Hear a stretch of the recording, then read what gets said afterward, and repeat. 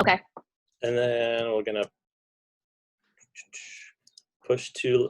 Oh wait, are we doing Facebook Live or is it the other? No, it's Giuseppe's doing it. Okay, cool. So I'm not gonna worry Yep. about Facebook Live. So all right, you guys are all set. I'm gonna mute myself and. Welcome everybody who's out there watching. I'm Katie. I'm the director of programming here at Wicked Queer, and we have the filmmakers from the up and coming shorts program. Super excited to have them all here. First, we'll go through and have them introduce themselves and say what they did on a certain project. So why don't we start with Chris?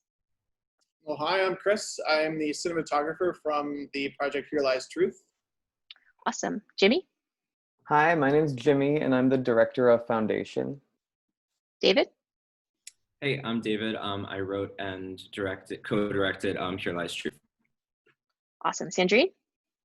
I am Sandrine. I wrote and directed SUREX. Francesca?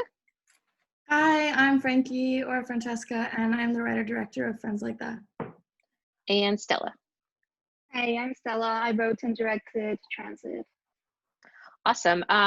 People who are watching, if you guys have questions, feel free to put it in the chat and I can ask them as they come in. So why don't we start, and we'll start with Francesca with Friends Like That. What was your inspiration behind the short? My lived experience, unfortunately.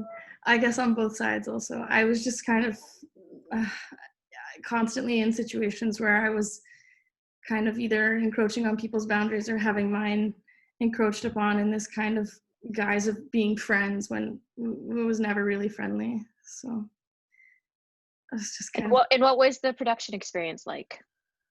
It was actually really sweet. We did it in 2 days. It was all with a assigned crew. I did it in my first year at in the grad program at NYU. So we all worked on each other's sets, and it was like a rotating experience, but it was sweet. I shot it in my own apartment, and it was nice. Once we were on set, prep was extremely excruciating. And where did you find the two leads? Roberta Calindres was my friend, and I kind of coerced her into playing the role when I brought her the script, being like, so what do you think? What do you think? Asking for notes, hoping that she would kind of get the hint, and then she did, and she was great. And Victoria Cronin is my friend from here, and she actually also production designed it, but she was wonderful. Awesome. All right, Jimmy, what was your inspiration behind Foundation? So I really wanted to make a film that was in the gay community, but not about specifically, I didn't want the like conflict to be about like homosexuality. Like I wanted it to just be about like something else with gay characters as the leads. So I really have always been like fascinated with like drag queens. And so I'm like, oh, I want to make a film like in that world. So since I'm not a drag queen, I did like a lot of research and like went to like a bunch of like drag shows. It was such strenuous work. I had to go every week.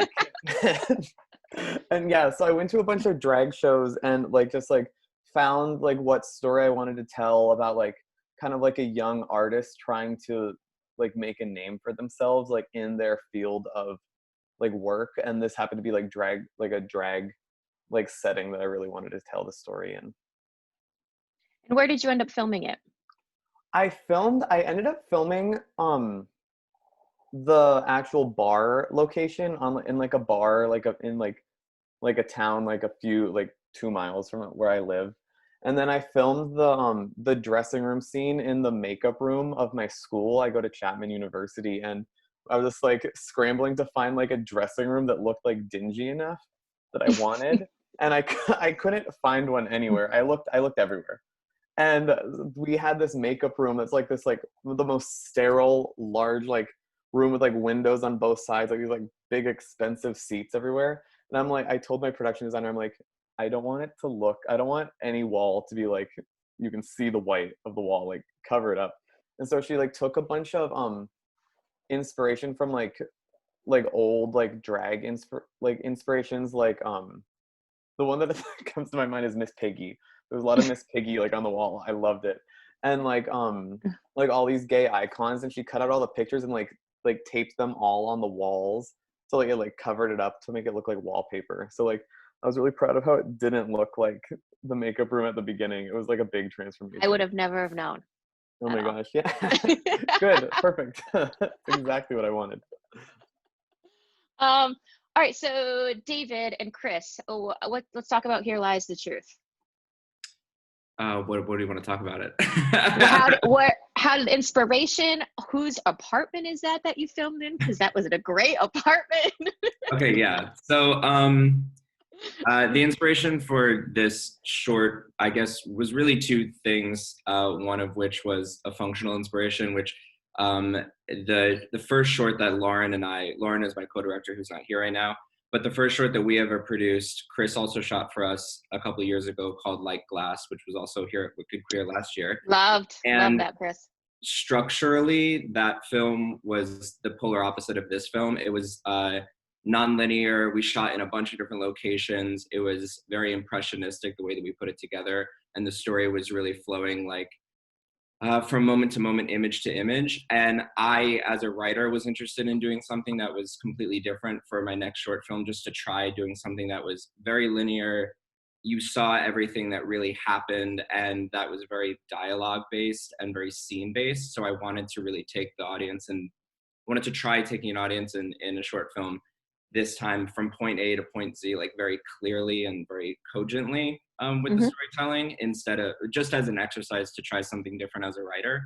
So that was one inspiration. And then functionally, that inspiration turned into, okay, we want to shoot it all in one location, because we had shot in like 10 different locations around New York City for our first short film. And for time and money purposes, we wanted to shoot in one space. So then my friends of Lauren and I are artists who live in Williamsburg, and we had been to their apartment before, this beautiful loft that the film is shot in. And I had that location in my mind as I was writing it. So I actually wrote it for that location, because I was like, I want to do it in one space, but I don't want the space to get boring for 15 to 20 minutes. So I wanted to propose a space that had all of these little spaces within it, so that you feel like you start from like this bathroom, and then the whole thing kind of blooms out and you end up all the way on this terrace, and then you come back and you kind of repeat all of the locations within the film a couple times. So it has enough visual variety, but still logistically we could shoot it 2 days, one apartment, and it would be cheap and easy for us to control the set. So that was that. And then in terms of material, the inspiration for the idea of the film really came from this idea that ever since like 2016, people have been saying that we've been living in kind of like a post-truth world, and we all question the virility of everything nowadays so much, because there's all of this conversation about fake news and whose stories are real and how much are they real, because everything is hearsay nowadays, basically. So I wanted to go off of that idea and really just kind of question, like, how important is objective truth? Is it even real? Like, is there an objective truth? Do we get to make our own? Is it important to value the truth as it is? Or all of those questions. I mean, I'm not really trying to answer any of those things with it. Yep. I just wanted to talk about those things. So that's how the character and his situation came to be. Great. And with Chris, how was it filming in one location and trying to make each scene look a little bit different? I personally loved the end shots with him sitting at the typewriter, with the screen in front. So what was your idea about shooting this? Yeah, I think a lot of it was just like, a lot of the space kind of brought life to the piece, and for us it was like we had so little time to really shoot it, so we wanted to make everything kind of cohesive and be able to let the characters kind of play and move about without having to be like limited by marks or something like that. We really didn't have the space to like lay anything specific, so we really just created little pools of light motivated off of what the space gave us, where it would make sense to have people talking, and just kind of let everybody play within the space. And then, obviously just trying to create some separation with little pools and creating darkness in between scenes. But other than that, the space really, lent itself to kind of a heavier look, especially in the evening there, and got lucky with a couple things, especially in the morning scene with like this beautiful giant, wall of window. But really kind of use the space as motivation and let the characters play within, what light we were able to create there. Was I the only one nervous having you sit on the ledge on the on the No, terrace? Lauren was gonna kill me because she did not want me to stand. She didn't want me to step up there at all. But I was like, there's actually a scene that we cut out of the very end with him like standing at the ledge where you see us sitting, and I just wanted to step up to that ledge, but she was like, you can't do that. So there was like a bench we had, but no, I don't know. It looks scarier than it was. There was like a little like shelf below us, but Okay. that was like also one of the features of the apartment that was so amazing was that terrace. And then I was like, oh, well then we can shoot out toward the city and have all of these lights. And Chris was very smart about what camera and what lenses we chose, which were like really sensitive to low light. So the city itself is like glowing in those like in that 4-minute section where we're out on the terrace, and you get all these little bits of light, and there's some dialogue about the lights in the city. So it all kind of just melts together really well. Awesome. All right, Sandrine, with SUREX, what's kind of your inspiration behind this film?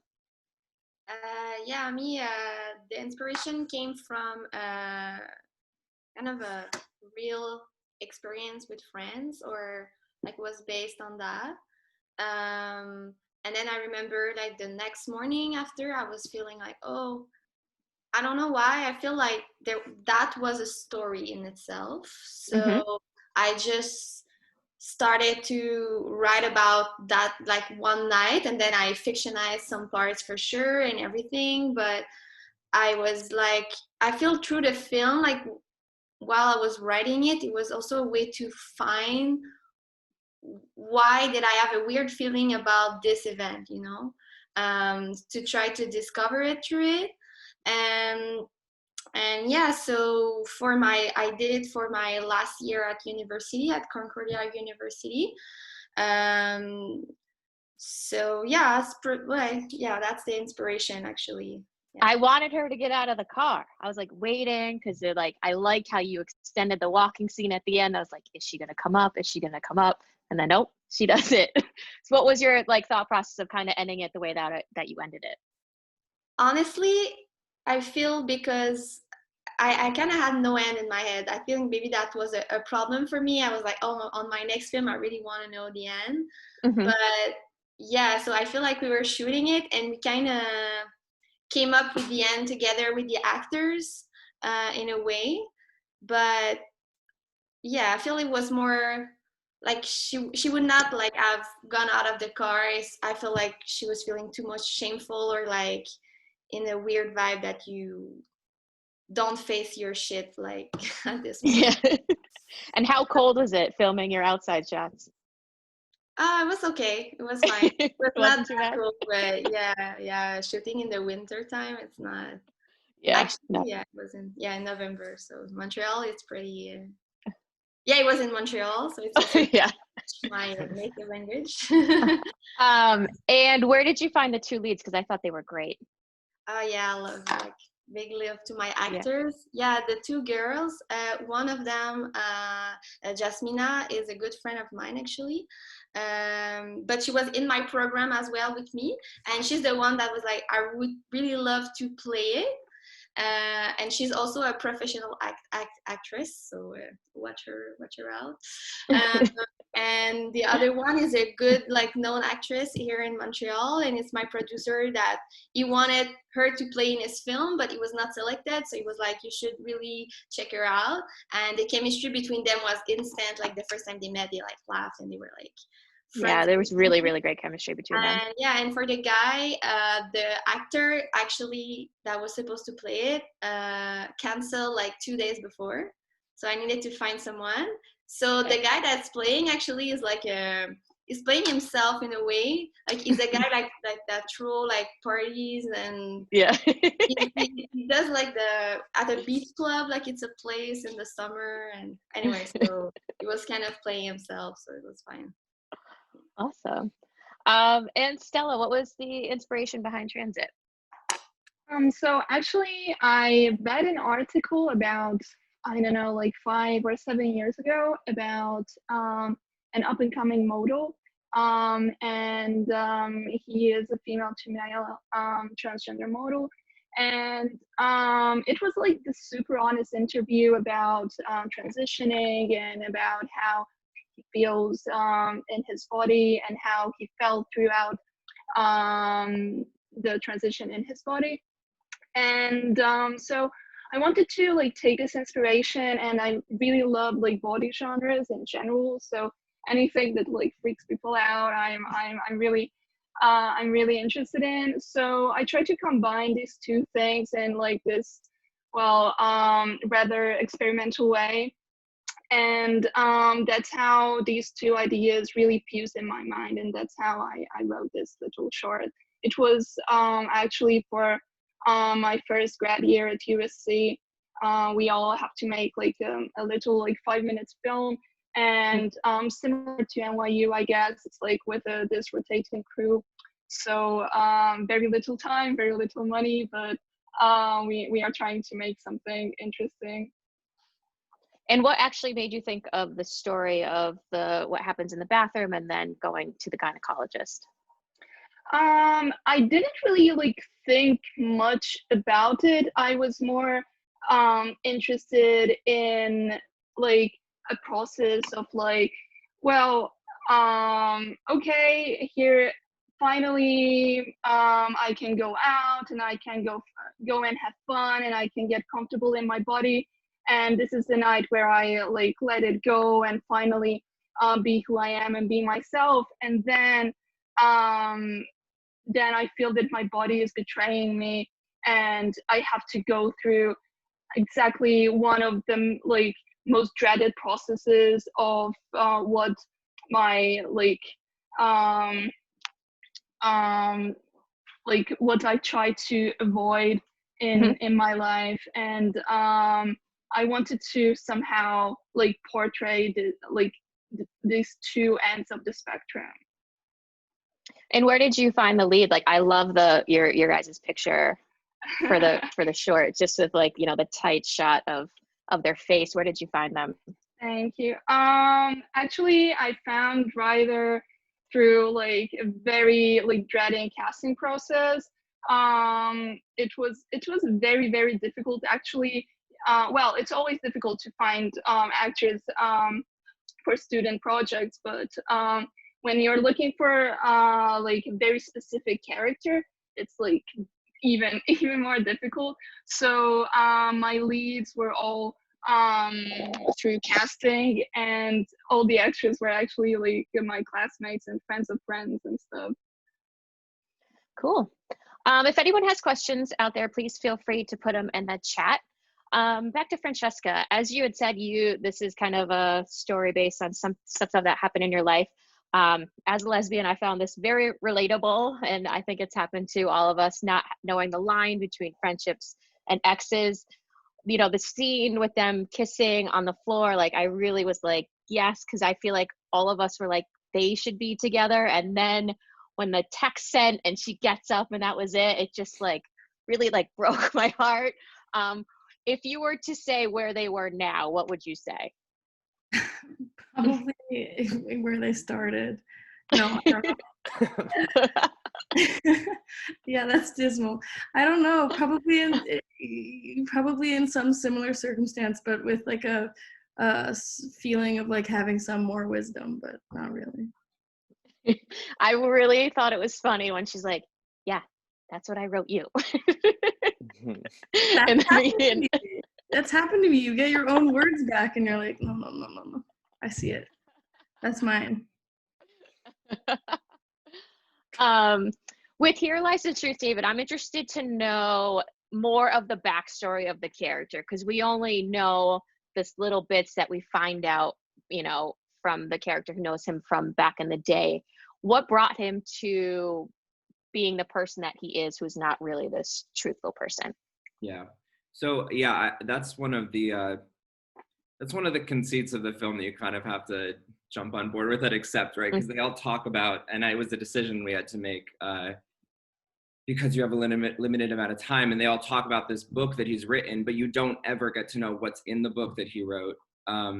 And you actually find out more of what really happened in his real life. So the idea is, what if a person was raised in the foster care system, and because of that, you know, grew up, didn't even learn how to read or write until 8 or 9 years old, until very late, but had this gift that was a gift for literacy and a gift for writing and articulating and language and stuff. But if that had kind of gone dormant for a while, and then once he finds out that he has this gift, he realizes that he can use that gift to rewrite his own past of not having a family and not having a childhood, and growing up in a broken foster care system. So the idea is, what if this person used his gifts and his abilities to, get into a college out of that system, and then create this character, this new life for himself, and write a memoir that's actually fake about a life and a childhood that was filled with all these hardships with his actual family that he didn't really have. So he created his own version of a childhood that would be cathartic for people to read, and they would want to latch onto, and they would kind of make him a martyr because of this fake childhood that and becoming this character that he wasn't. So that's why when you see, until the morning scene in the film, he's playing his own version he's playing a character, he's kind of obsessed with the like beatnik poets and those types of writers of like Allen Ginsberg and those. So he's kind of dressing like those people, and he's kind of talking like in a way that feels a little bit affected and a little bit old fashioned. And he's obsessed with talking about like things like the JFK funeral, which like nobody cares about anymore. It's like he's living in a past that is not real and that like the world has completely moved on from. And then, this person comes back and says, no, I remember you from one of those foster homes. And I remember who you really were. I remember that you couldn't read when we were 9 years old. I remember that you were so quiet that you barely talked to anybody. And so then like that just like cracks the veneer of this whole character that he's created over the past, whatever, 10 or 12 years of his life, and starts to erode at his own sense of like reality and what is this truth that he's made for himself. I like the how it goes higher and higher and higher with him, slowly being like, I know who you are, and da da da da and da da da. Mm-hmm. What do you think? Why do you think he actually went and had this and told this story about you? You mean to like why did he reach out to like his publicist about it? And yeah, that sort of thing? Yeah. So I think the idea for that character, played by an actor named Alec Funicello, was from his point of view, he sees what Christian, Ethan, the writer character, did, and he really respects it, and he thinks it's amazing. He's like, oh, this guy came out of this experience that we skirted each other with as children in this broken system, and he was able to make something kind of beautiful out of his life. And if I can tell him, I know who you are, and I know how brilliant you are, I know that you did that, and I'm the only one that really knows. And then if he can be like, oh yeah, I see that you see me and I love you for it, that level of acceptance would then make him able to get out of his own past, and he could move on and kind of like be with, basically he's a little bit, they're both a little bit screwed up in the head, but I think from that character's point of view, it's like, if this person who got out of this life, that horrible life that we had, can recognize me and my experience in that life, it would validate it, and then I could move on, and we can be together and we can build this new life together. But he needs to acknowledge that really happened to us. Because otherwise then basically, when I say I don't know what you're talking about, and I push him and all of that stuff, his mind then goes, well, then I'm not going to let him get away with this. I can't let him rewrite me. He can rewrite his past and all of that, but I need to still be like real. I need to be a part of that. And if he tries to rewrite me, I'm going to use this as a weapon against him. It's a little convoluted. I don't know. It makes sense. With Jimmy, you touched upon, my question was about your set design. I thought it was really well done, and reading your press kit, I think you said you filmed this in what, 3 days? In 3 days. And then the actual scenes in the dressing room was 1 day? Can you talk more about kind of the set design, and also with the drag queens? Were they actual drag queens that you got to play in the film, or where did you find them? Okay, yeah, so I can start with the set design. So in regards to the set design, I really wanted something that like you can like stop the film, like look at and like take more information in about like the location and everything. So I challenged my production designer to like research a bunch of like queer icons from like every era, and like kind of like compile like photos, and like there's a bunch of stuff like about them to like kind of like put throughout the room. And so I really wanted it to feel like it was like in a whole immersive like world that we built, like with like the dressing room and like taking like the actual bar and then incorporating like some of the photos and stuff, and kind of just like making like a whole world surrounded by, like, for people that don't know like gay like history, like having like a bunch of like different like queer icons like throughout the film, like kind of like sprinkled in like a little like Easter egg and stuff. And so actually it's funny because like there's kind of like the same Yeah. aesthetic. In the This is the background. cinema. I live with the cinematographer, and so I'm in his room right now because the lighting is nicer. And so yeah, so I really wanted something like it just felt real. So like when I would go to like gay bars in like West Hollywood, I'd be like researching. So I'd be like looking around and like seeing like what I liked and what I didn't like with like the lighting or the like different decorations and stuff. And we kind of like I took a bunch of photos and like videos and like showed them to my production designer Amanda, who was amazing. And she like ran with it and did like amazing things, like very like colorful, like bright like stuff. And so yeah, so I was really proud of the production design. It's like my favorite part of it, like just like because I believe that like production design is like one of the most important aspects because it's what you literally see, like what's on screen, like other than the Agree. Yeah. actors, the production design I feel like really like brings everything else to life. Like David's like whole like apartment, like I was like blown away by it, like with the swing that was in there. I was like, I want to ride on that. Oh my god, it looks so fun. Like just like it had its own character, which I like to have like locations have their own characters. And then for the drag queens, they're actually all working drag queens. I so when I was going to like drag bars, I would like find the ones that I would like, the drag queens I would really like that were performing, and like message them on Instagram and like, hey, like how's it going? Like I just saw you perform. Like would you be interested in like doing a film? And so like I would do that like every like weekly. I would message like maybe like 10 different queens and to see like who would be interested and who wouldn't be. And the lead of my film, Dallas, he just graduated from like school and just moved to like West Hollywood, and I saw him perform for his first ever drag show, and I was like blown away by his like performance and like the stamina that he had.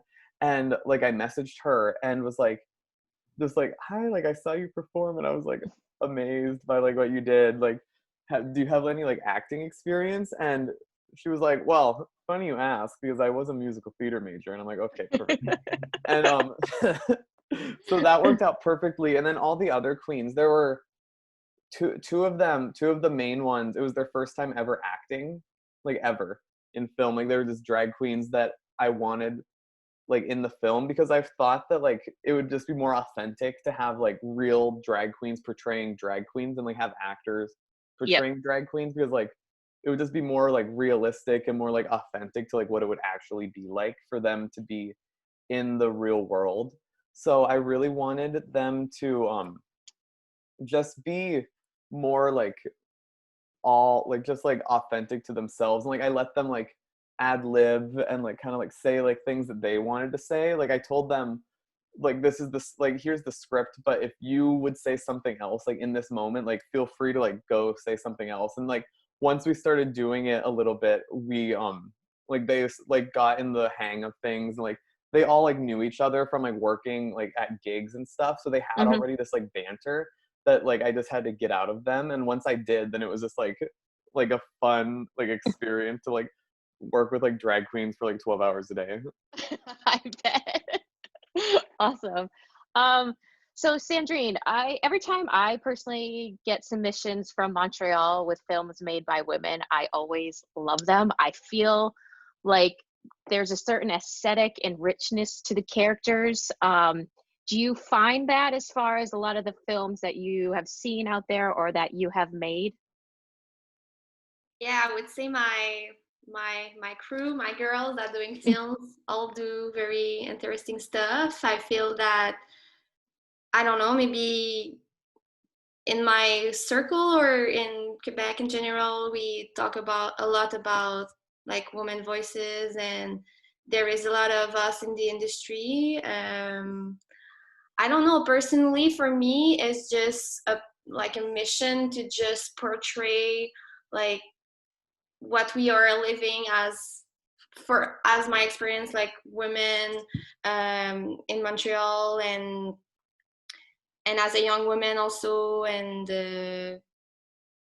I don't know, I think it's hard to explain it, but I definitely think there's a different filmmaking style, and especially in your film in particular, I think there was a lot of subtext. There was not a lot of, on the nose stuff, and it's, you're trying to figure out what really happened between these two girls and what's going to happen in the future with these two girls. Mhm.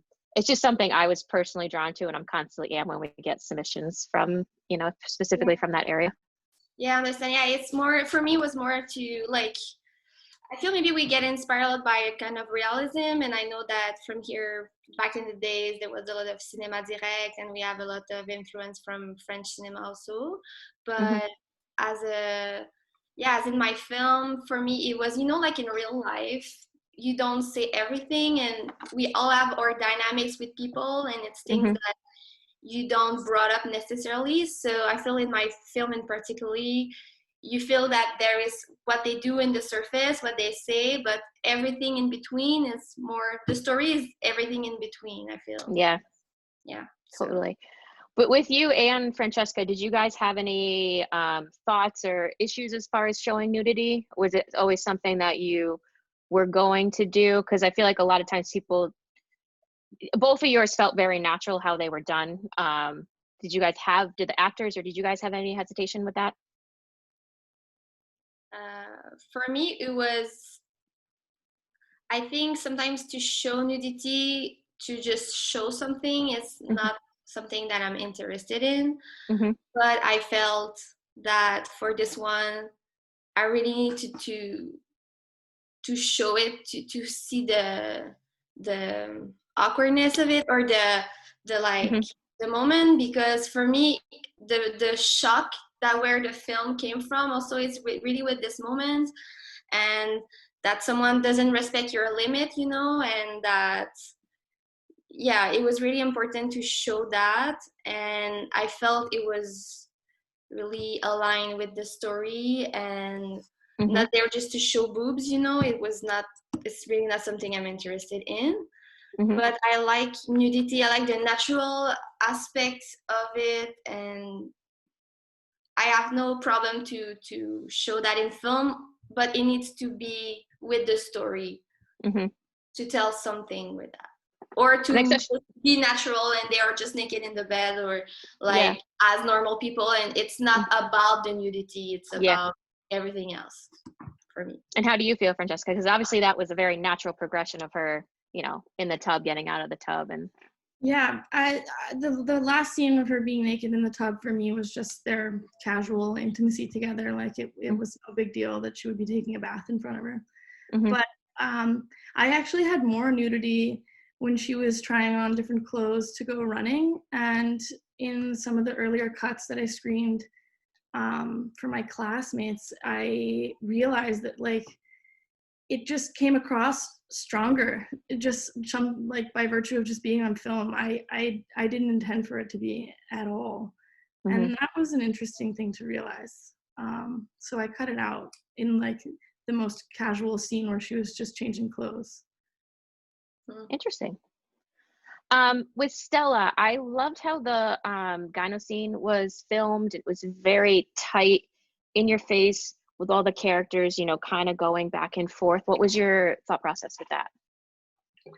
I really wanted to, create an immersion with the main character, and as the main character is super uncomfortable where he is at that moment, I wanted the audience to feel the same, and having these really unnatural angles and really weird fisheye effects to sort of goof out the audience. That was my main intention behind it. Cool. And Chris, being the one cinematographer here, and David mentioned as far as some of the lenses that you use, what did you guys film on? And I'm just interested because technically it looked really great. Well, thank you. Yeah, we went with, it was kind of like early, I'm pretty, I don't really have a specific camera system that I like have to use for any film that's kind of per film. So for this one, we went with the newer Red camera, the Gemini, just because it did have kind of more lower light capability, and like just because we had to shoot so quickly and really kind of had to like light the whole space and just like let it be for the most part, just because of time, because of space, and we also had like what was a tiny space and then put a bunch of extras in it. It was like impossible to move around. So, Mm-hmm. we needed something that was going to be able to just kind of exist without needing a ton of light. So the Gemini was really good. I think we shot on an older set of like Zeiss super speed lenses, just gave it a little bit more texture.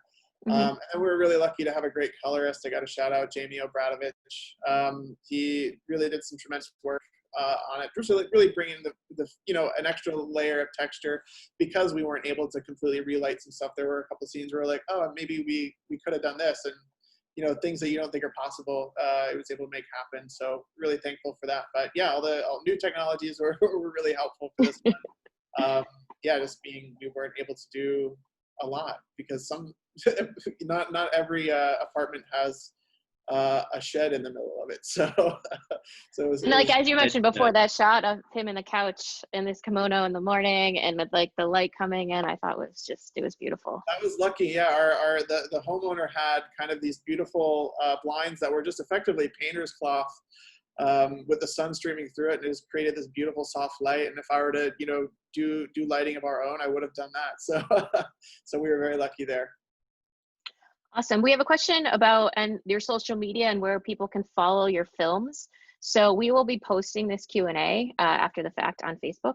So we will tag you all. And if you guys haven't sent me your socials, which I think a good amount of you have, let me know. And if you guys have specific links to your movies, let me know, and we'll post all of that so everyone can see.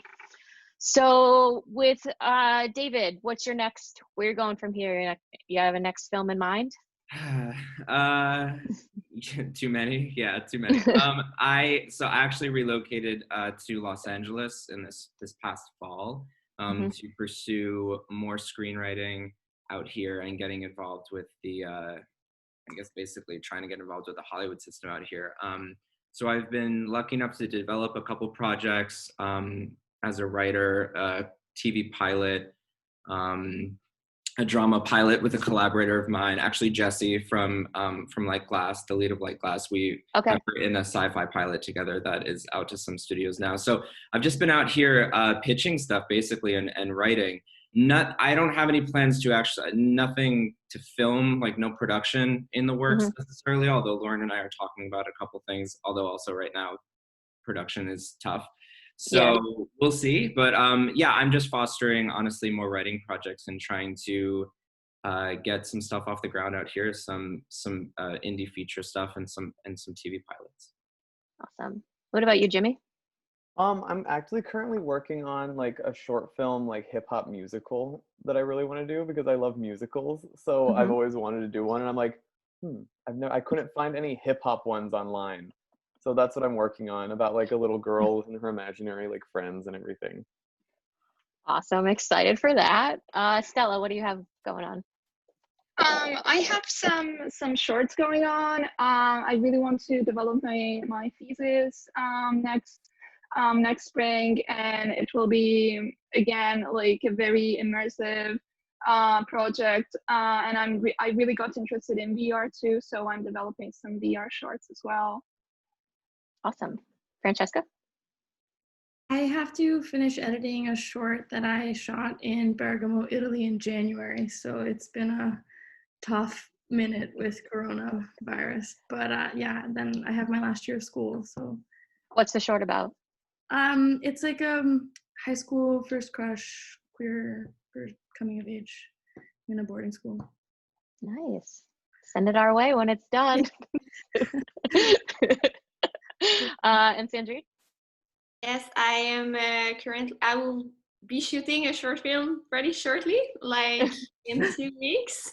It was a crazy project that I had in mind and that came with the pandemic. So I will be shooting very illegally with no budget. with friends and with actors that are a couple, so they can kiss. So yes.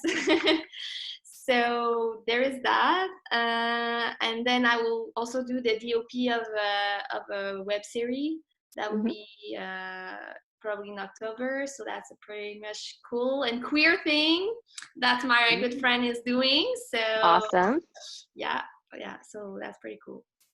And what about you, Chris? Are you got anything in the works to film? Or I know production's A little slow, but whatever. Yeah.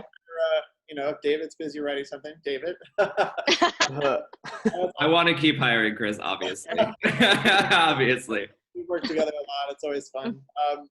But no, it's really just kind of commercials until we kind of figure out this Corona thing. Yeah. Do you guys have any questions for each other on the panel at all?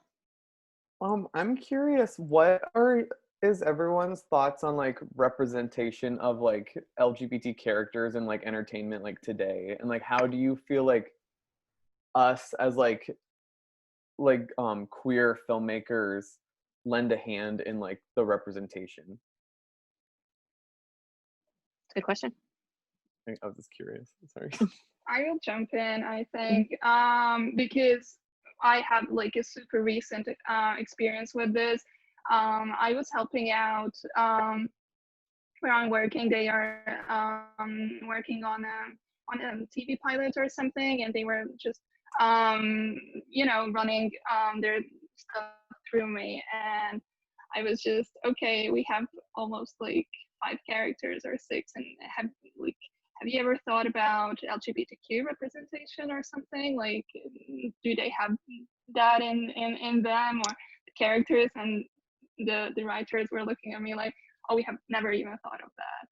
So I think, and they are like super open people, so they were like, oh damn, like we should really reconsider. I just thought like this is very, showing and telling about how even though lately there are more opportunities and more characters that we can see on TV, but still it's it's not enough, I think.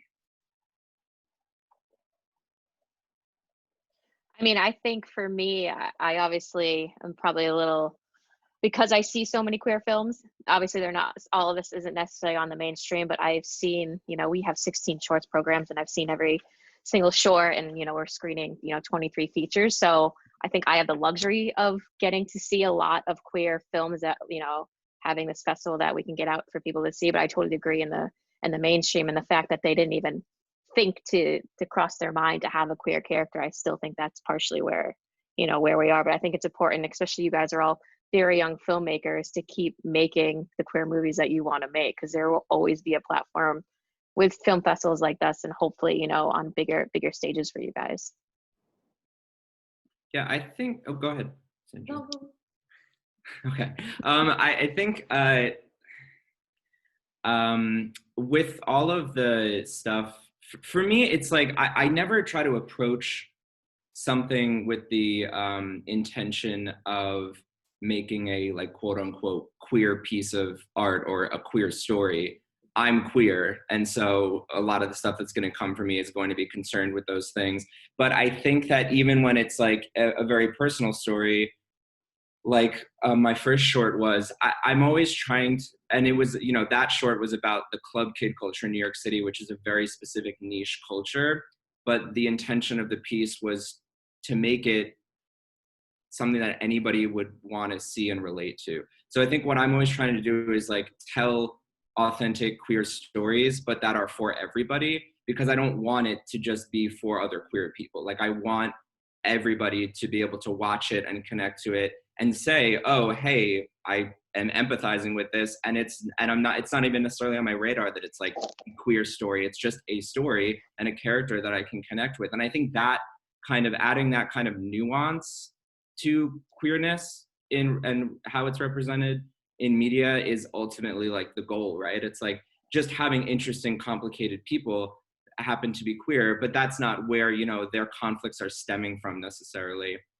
Or like in this pilot, that's a near future sci-fi pilot that me and my collaborator Jesse have been working on. we have trans characters, we have queer characters, and we were writing a one sheet for it for a studio that we sent it to. And we said to them, you know, like, these characters are meant to be played by trans actors, by queer actors, but we didn't do this as kind of like an affirmative action thing. It's just that we're writing about a story 25 years in the future, and this is what we think the future is going to be. Like, this is how it is now. Like, there's people from all different walks of life, so we're just trying to represent it authentically. We're not really trying to push the envelope on it. We're just trying to represent like life as we know it, basically. Sandrine, do you have something?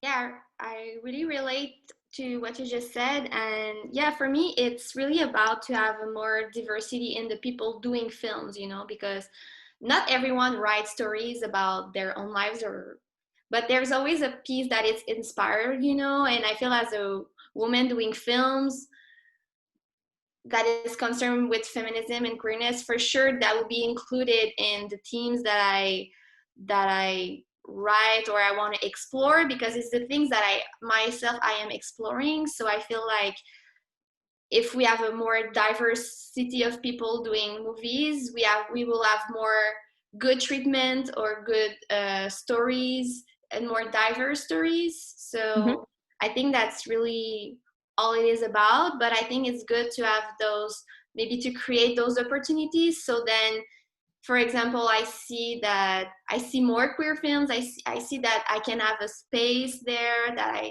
I can continue to do stuff. And for us, I don't know, like in Quebec, Canada, it's all like the money like to produce is mostly public money, you know.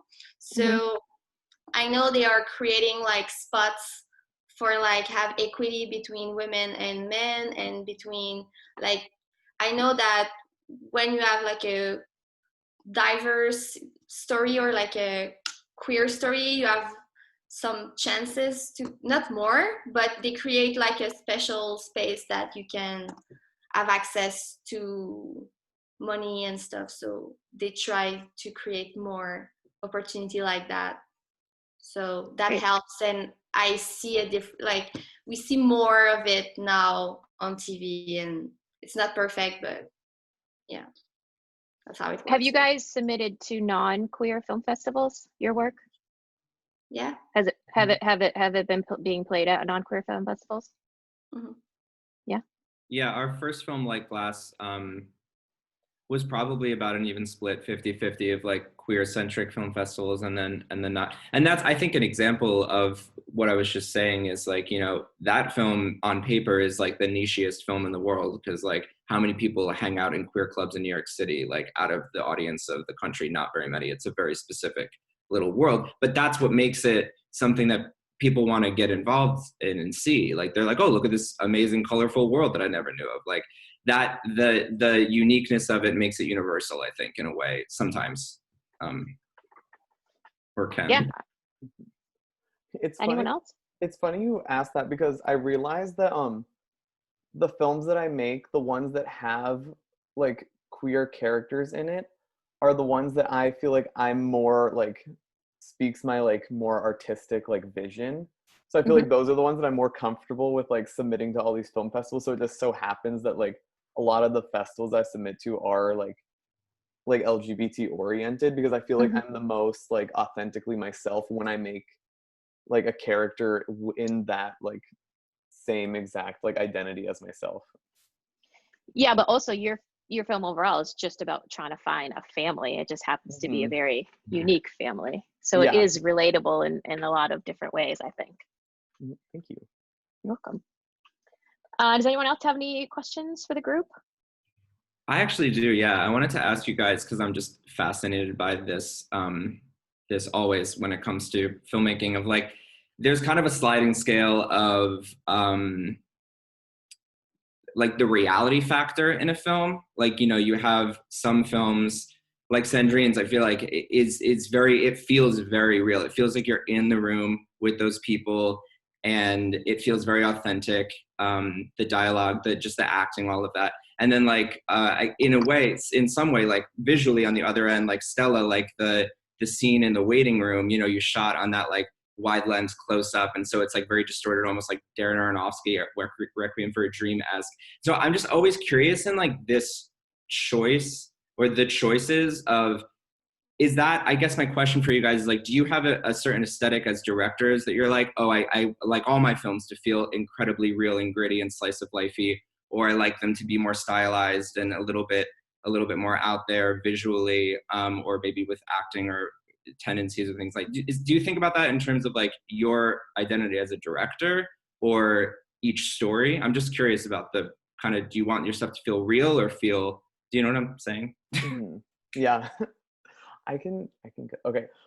Yeah, I totally understand like where you're coming from. I usually, for me, like the specific shots that I like to do are like ones that just seem like the camera is like they're experiencing it. Like I like to just be like on their face, so you can like see the reaction or see like the emotion of the characters, and kind of like go from like an expansive world into like a more like, depending on the emotion that I want, like how close I want the camera, how close I want you to feel to the character. So I guess mine would be more like realistic, in a sense that I like to make it feel like you're in the room with them.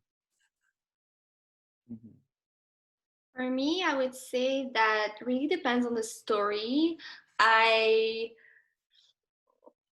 For sure, I feel like there is some really stylized things that I really love, and as a cinematographer that I'm interested in. But when it comes to doing my own films, I feel that right now I'm trying to focus more on the story and the realness of the actors, and that we can feel something, because we don't have I don't have the budget to do like a very like stylized and nice thing. Did you shoot your own film? Huh? Did you shoot your own film? Did you? No, not this one, no. But you are a cinematographer? I had a cinematographer for this one, but I really knew what I wanted, you know, as the image, and I chose the locations accordingly to the, like for the club, for example, like that's a place I'm going often, so I had this in mind also. And so yeah, for sure, it's difficult. I feel it depends on the project and what you want to tell. Maybe there is a part that is your identity as a cinematographer, as a director and a storyteller, but also depends on the story. Like I would be down to try also like different things. Well, I'm a bit like the complete opposite of I grew up on like trashy B movies and trashy horrors and all that.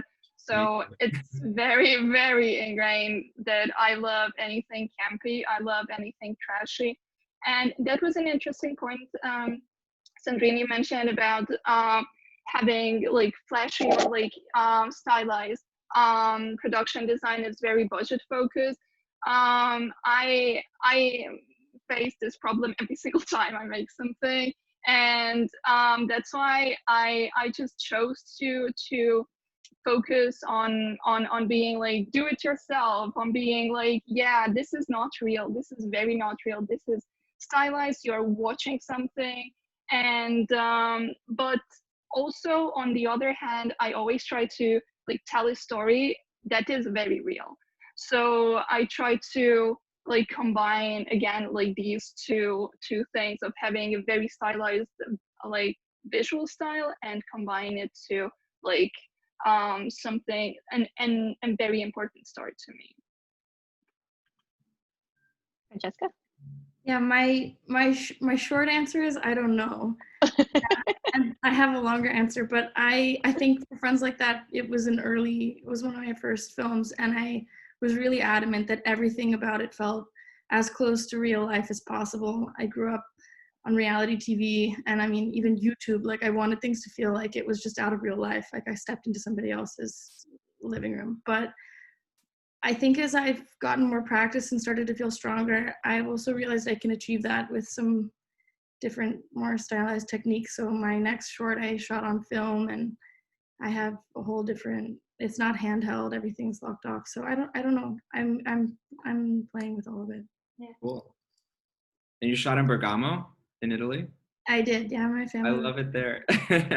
I love it there too. I don't know when I can go back now. Oy. I know.